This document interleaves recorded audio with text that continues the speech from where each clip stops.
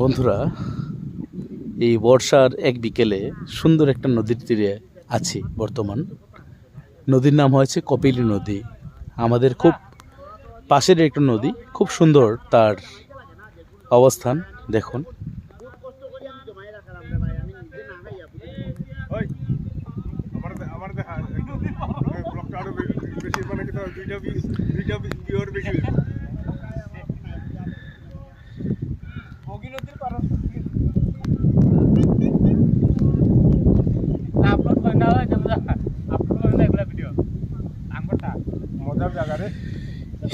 দেখুন না, আসলে বন্ধু বান্ধবদের নিয়ে এসেছি। যে আমার দাদা ভাই এখানে আছে নদীর তীরে, আর এই যে